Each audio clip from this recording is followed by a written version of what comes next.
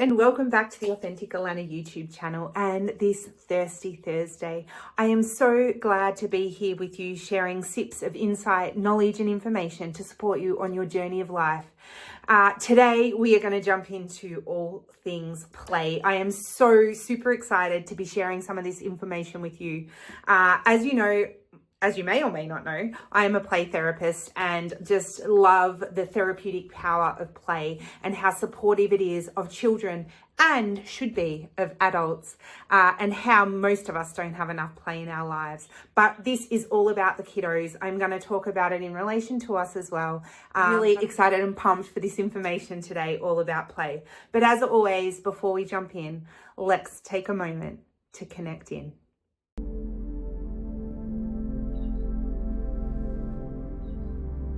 So today, just taking a moment to feel your feet on the floor, to feel yourself in the chair if you're sitting, or to feel your body in space if you're standing. Take a moment to relax your shoulders a little, to relax your jaw. Just find a way to find 1% of softening in your body.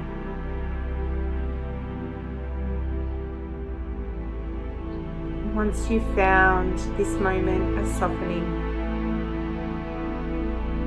I invite you to look around the room and to notice 5 things you see. You can name them out loud or you can just say them in your head. Just name them. Mirror, light, moon-shaped light, bunting, cushions.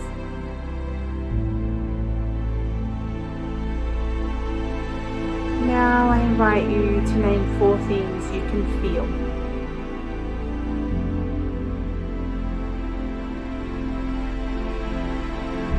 In the chair, your hands touching, feel of the blanket on you, your earrings tickling you.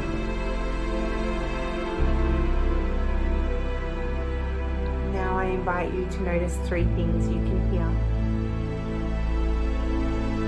Maybe the sound of my voice, birds chirping away happily, the sound of a distant car.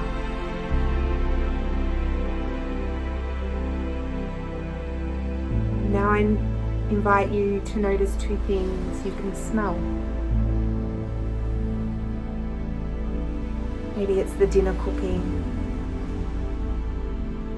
maybe it's your perfume or your deodorant. Maybe it's the smell of the fresh air. And finally, I invite you to notice 1 thing you can taste. For me, it's the herbal tea that I just had. Grounding in these things that we can see, feel, hear, smell and taste can help us bring our nervous system back to safety, connection and co-regulation. When you're ready, take a deep breath in and let it out. Turn back here so we can jump into talking about all things play.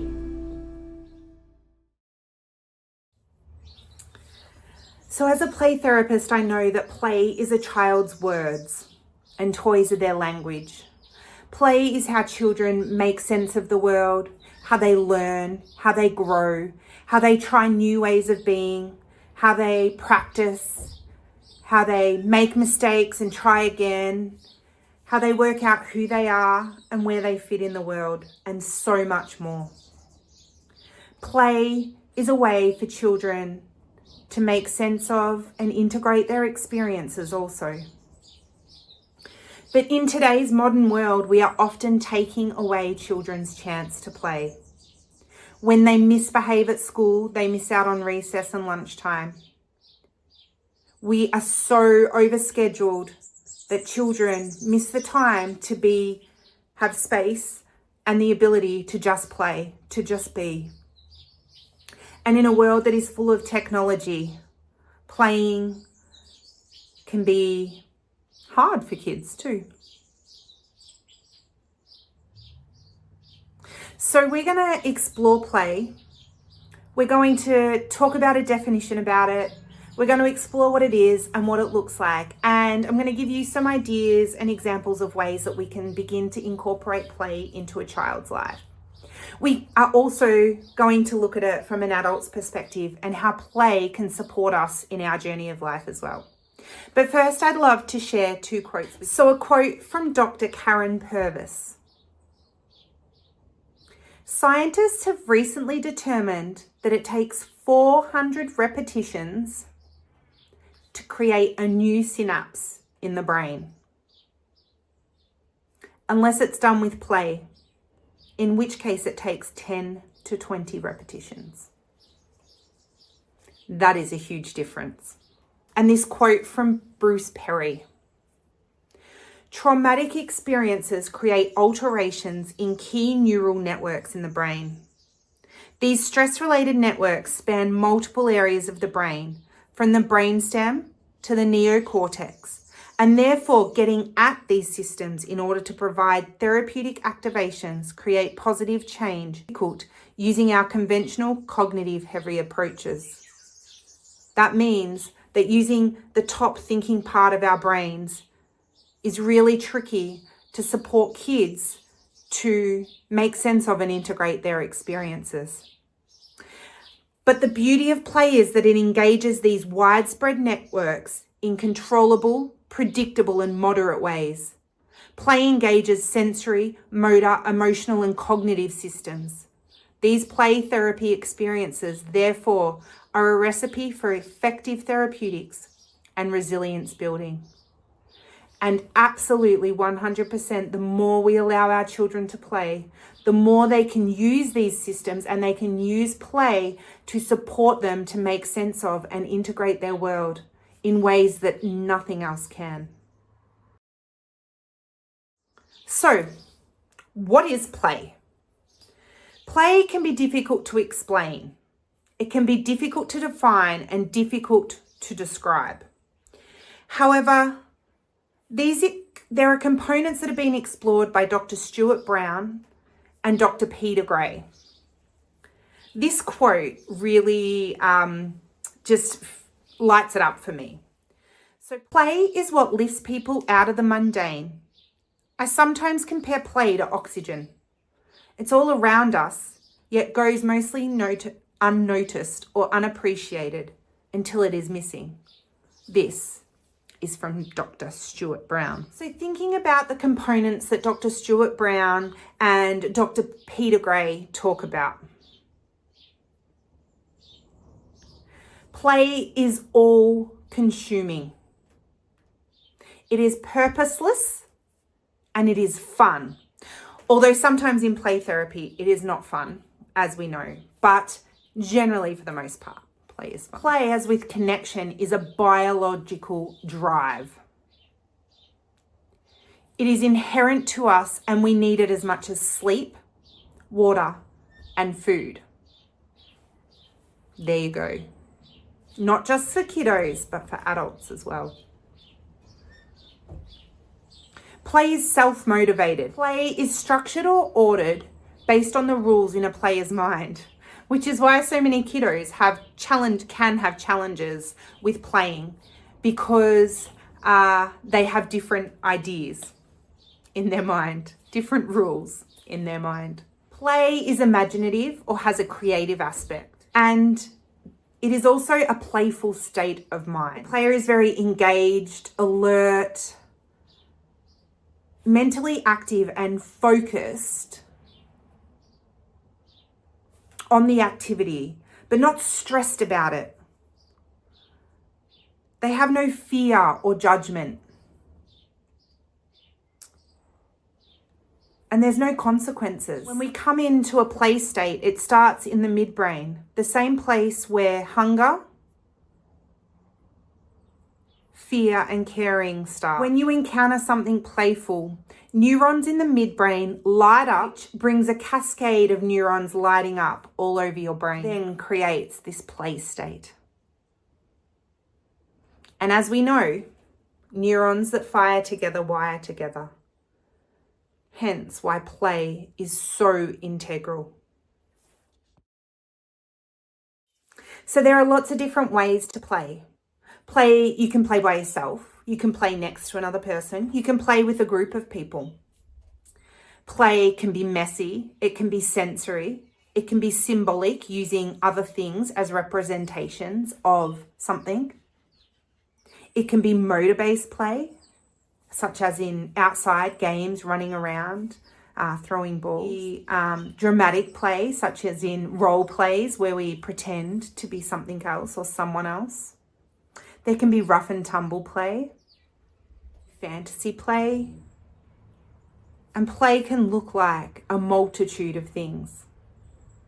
Just take a pause for a moment and think about the last time you watched a child play. What was it about them that struck you? What did you notice? What were the things that made you know that they were playing? And then I just want you to notice, when was the last time you played?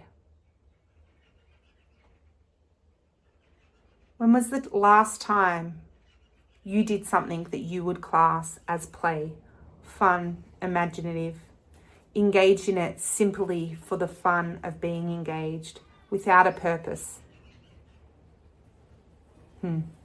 Might be a while ago. Play can be dancing, it can be singing, it can be creating, but the whole idea behind it is that it's not the outcome that matters. It's the journey along the way. Let's just think about play for a minute. And I want to give you this quote from Virginia Axeline, who was a play therapist.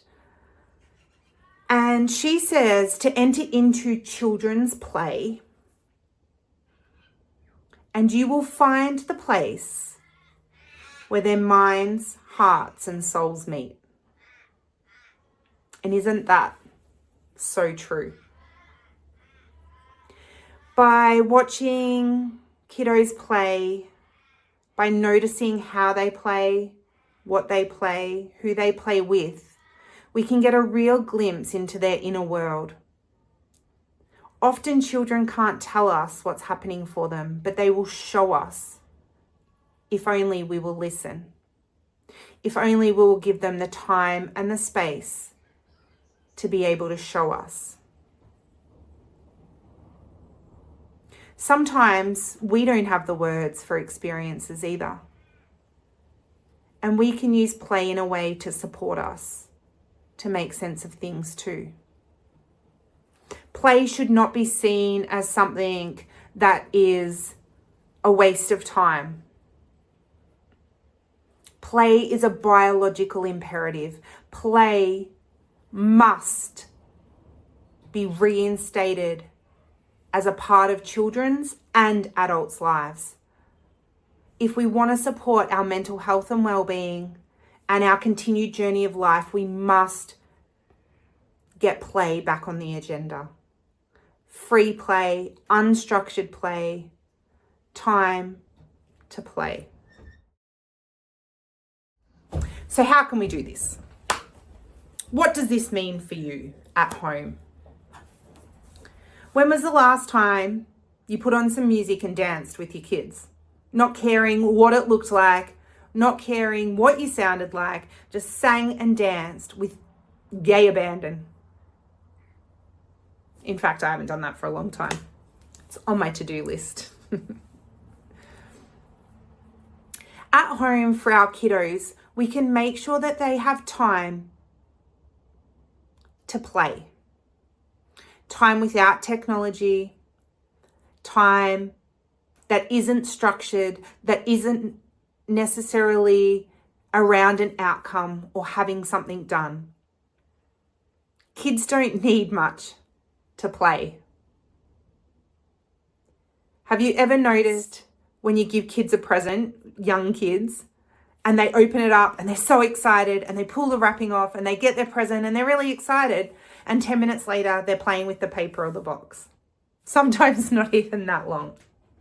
If kids are allowed, if kids are supported to play, they have the greatest imaginations and they can use anything. There is a way that kids learn to play.